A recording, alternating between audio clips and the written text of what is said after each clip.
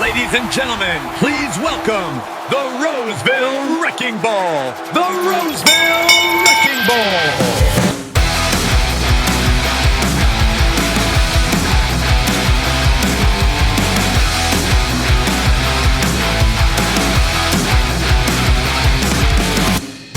Joshua Shrum. He is a very talented steward, very knowledgeable. The Roseville Wrecking Ball. This is one of those podcasts where I listen to every episode. I love what he's putting out there. The Roseville Wrecking Ball. Josh Shrum. Parcels of knowledge. Does a fantastic job with that podcast. The Roseville Wrecking Ball. He is an Article 8 scholar, and thank God. We need Article 8 scholars right now. Tune into the Parcels of Knowledge podcast while you're on the route. That's the mailman's playbook, brother. Good morning and welcome back to Parcels of Knowledge, the podcast dedicated to delivering knowledge to the city letter carrier with your host, the Roseville Wrecking Ball. Today, we got a short episode on steward certification. It's one of the most important tools you can have on your side. Sorry there wasn't a Saturday episode. I decided, there's a few people who reached out to me, and they had great ideas for a Saturday episode, but man, I was not up for it. On Saturday, I was like, shit, I don't really want to do an episode today. So, I didn't, but I've been throwing around the idea of having a co-host. So, either Wednesday or Monday, I'm going to have a co-host with me. I'm not sure if we're going to do separate episodes. The first episode will be a joint one. Man, I'm going to have to change up the theme song and stuff, but it's going to be fun. Other than that, I do have on Saturday, we're going to have Shawn Boyd here. We're going to be discussing what he's running for. I do believe it's Director of Health and Safety, if I'm not mistaken, under the Ryan ticket. If you want, go ahead and submit questions to them. rosevillewreckingball@yahoo.com. That's rosevillewreckingball@yahoo.com. I'd like to get as many questions as I could. Pretty soon we'll be wrapping up these election interviews. It appears that the ballots will be coming out end of September.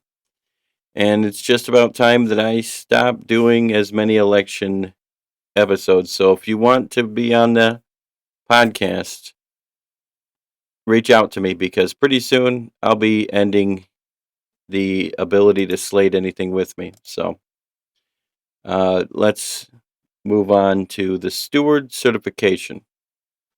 So I'm basically just going to be reading out of a contract talk. We've been recently seeing a spat of cases throughout the country involving challenges by management to the proper certification of shop stewards handling grievances. I'm going to pause right here. Steward certification is very important. We here at Branch 4374, probably around this time frame, had lost a bunch of cases. Well, it was like 3. Involving steward certification as the reason why we lost. Steward certification is probably the very worst reason to lose a case. It has nothing to do with merits. Every single case you build should have the certification that your president had given to management. Take that certification and wear it like a badge of pride.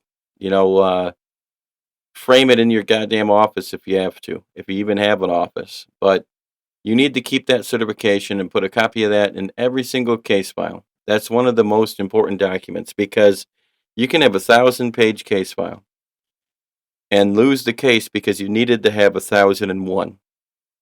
And it's for the reason that they're talking about here. Management can challenge the proper certification of the shop steward handling the grievance. That is the worst way to lose a case. It appears a review of Article 17, Section 2 is in order.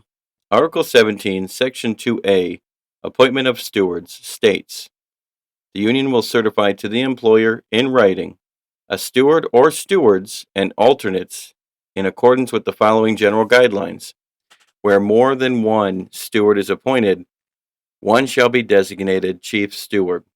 Article 17, Section 2A requires that stewards be certified in writing, normally to the installation head. Always maintain a copy of certification letters at the branch office.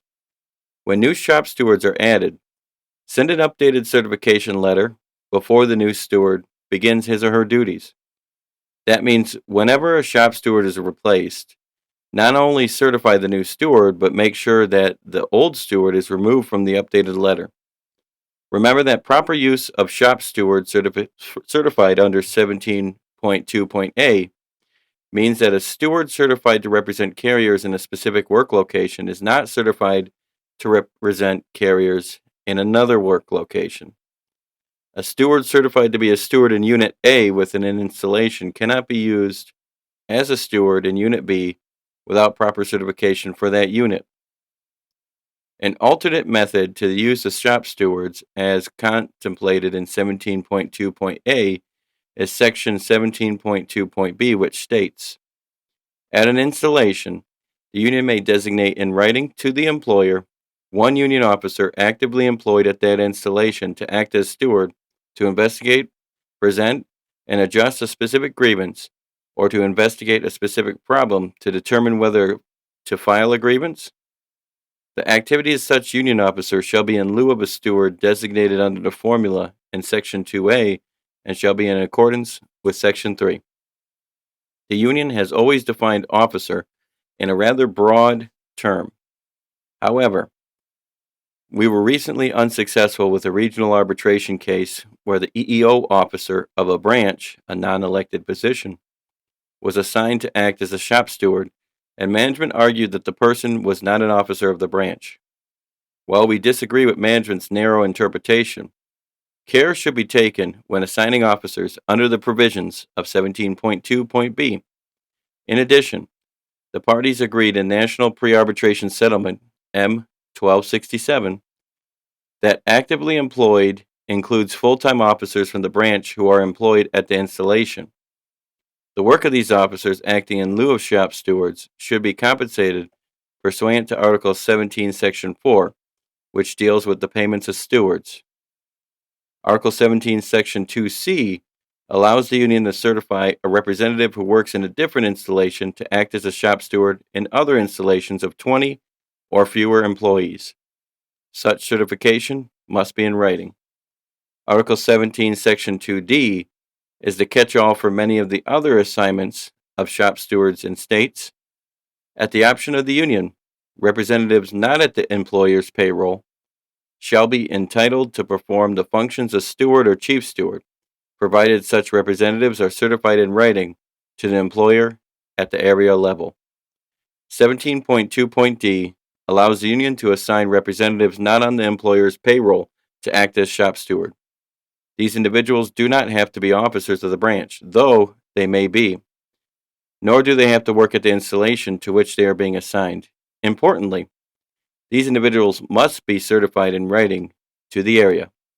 Unless you have received instructions to the contrary, send a certification to the area manager. That's important. Anyone certified under 17.2.d is not on the employer's official time. The individuals being certified may be from other installations as considered in National Pre-Arbitration Settlement M-233, which makes several requirements. 1. The employee must be actively employed. 2. The employee must be certified in writing to the area. 3. Certified employee will be compensated by the union. And 4.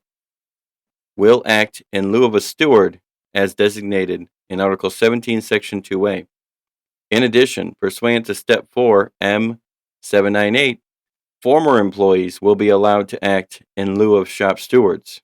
You'll see that a lot, actually, with retirees. Check to see that your certification letters are up to date. Make sure shop stewards and individuals assigned to act in lieu of shop stewards do not begin their steward duties until proper certification has taken place. That's absolutely important. Article 17, Section 1 of the National Agreement states, stewards may be designated for the purpose of investigating, presenting, and adjusting grievances. Although shop stewards are union representatives and NALC officials chosen according to NALC rules, stewards are also given important rights and responsibilities by the NLRA, the National Labor Relations Act. When management challenges the selection of an NALC representative under 17.2 of the contract, it is important to remember to cite Article 17.1 in the JCAM as well as the appropriate provisions in Article 17.2. Pre-arbitration M-1267 settled the issue whether a full-time union official may be certified under Article 17.2.b. The settlement states the issue in these grievances is whether a full-time union official who is on the employer's rolls is actively employed for the purposes of Article 17.2.b. During that discussion, it was agreed to resolve the interpretive issue with an understanding that full-time union officers on the employer's rolls are considered actively employed for the purposes of Article 17.2.b. When a local branch president certifies a union officer to act as a steward in an installation that is different from the one in which they are employed, the certification falls under Article 17.2.d. Although 17.2.d provides all rights of a shop steward, the designated individual would not be compensated by the Postal Service. In offices with 20 or fewer total craft employees, which have no stewards certified under 17.2, the union may certify a representative to handle grievances at both informal and formal levels. 17.2.c states, to provide steward service to installations with 20 or less craft employees where the union has not certified a steward, a union representative certified to the employer in writing and compensated by the union may perform the duties of a steward. In offices with greater than 20 craft employees, which have no certified stewards under 17.2, the union may certify a representative to handle grievances at informal and formal pursuant to either 17.2.b or 17.2.d. The union has the right via Article 17.2.d and the NLRA to designate a person not on the employer's rolls to serve as a steward. Not on the employer's payroll can mean, for example, an employee employed at a different installation or a retired employee. National Pre-Arbitration Award M233 addresses Article 17, Section 2D of the National Agreement. The interpretive issue in this case was whether a union member employed at a post office could be designated as a union representative at another post office under the provisions of Article 17.2.d. This resolution states, in a full settlement of the interpretive dispute presented in this case, the parties mutually agree to the following. 1. A union member actively employed in the Postal Service may be designated as a union representative to process a grievance at another post office. Such employee may be certified in writing to the employer at the regional level. That's number 2. Number 3. An employee so certified will not be on the employer's official time and will be compensated by the union. 4. An employee so certified will act in lieu of the steward designated under Article 17.2a and 2b at the facility where the grievance was initiated. Step 4, number M798, addresses Article 17.2d when a former employee certified as a shop steward is denied access to the post office. The parties determined to resolve this case as follows. The individual named in this grievance will be allowed to enter the facility to perform the functions of a steward or chief steward in accordance with the provisions. The JCAM 17.3 explains, representatives certified by the union pursuant to Article 17.2.d may be anyone who is not on the employer's official time. This would include, for example, employees from another state installation and former employees. There you have it, folks. Get your certifications in order and make sure that in every case file goes a copy of your certification. Because even if they don't raise that at the lower levels, that contention, they can still raise that contention at arbitration. So make sure not to give them anything to work with. What I like to do, as well as including my certification, is I also like to ask the postmaster, if I'm sending this out to Step B, I like to ask them to sign an undisputed fact that, that it was properly certified at every single step of the process. Well, it was handled by the properly certified individuals at every step of the process. If you get an undisputed fact, it's very hard to defeat that, especially in combination with your actual steward certification. Make sure those things are up to date, branch presidents, and stewards, make sure they're included in the case file. Now, don't forget to send me questions for Shawn Boyd. He's coming up this Saturday. Maybe one of my last episodes for the upcoming election, other than maybe how to fill out your ballot. Hopefully you learned something valuable today. And as always, have a good day. If these guys are getting educated, we will be in big trouble.